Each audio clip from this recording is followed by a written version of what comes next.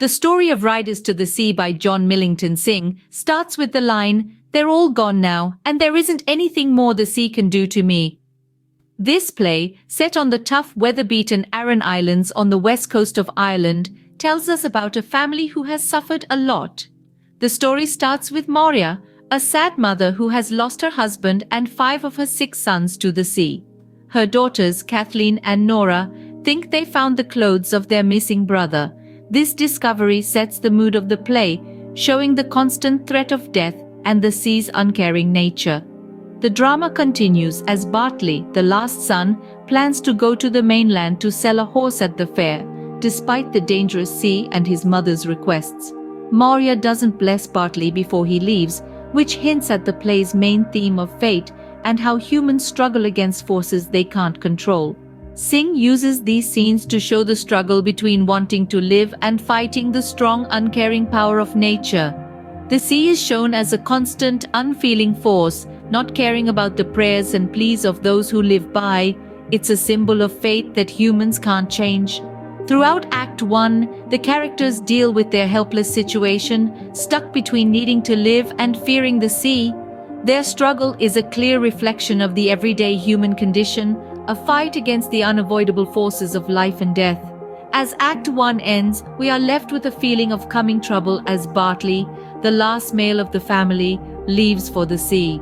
As we move into Act 2 of Riders to the Sea, things get more intense. Bartley's death is announced. He was Moria's last son, and he too has been claimed by the merciless sea like his father and brothers.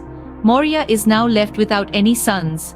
The sadness of the women can be heard everywhere, showing their deep pain.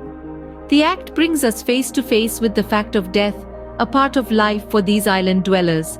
Fate, which can't be escaped or ignored, is always there. The characters are constantly living on the edge with death, with the sea controlling their lives. The power of nature over people is another big idea that comes up. The sea is shown not just as a place, but as a powerful force, almost like a god, that demands both respect and fear.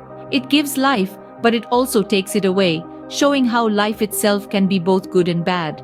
The way the characters accept what happens to them, giving in to the sea, shows their strength.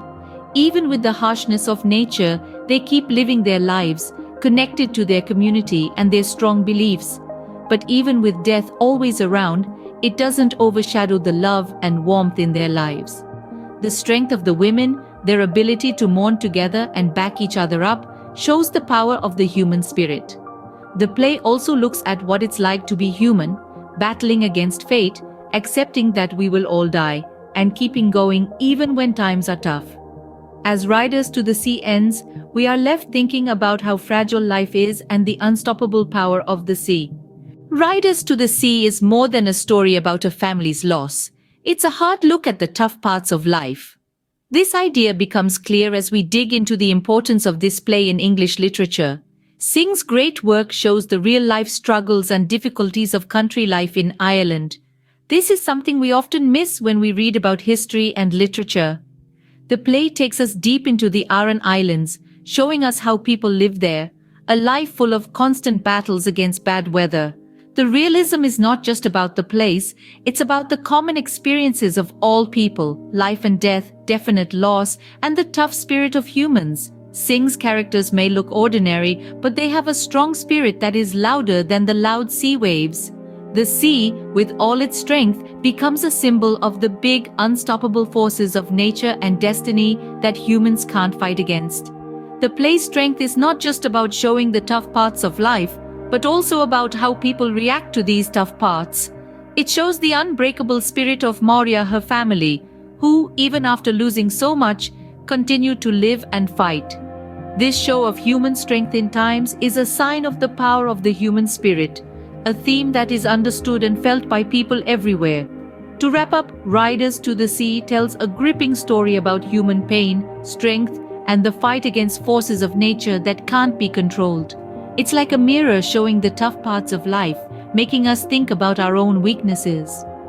In the end, Riders to the Sea makes us think deeply about what it means to be human, reminding us of how weak we can be when faced with the strength of nature.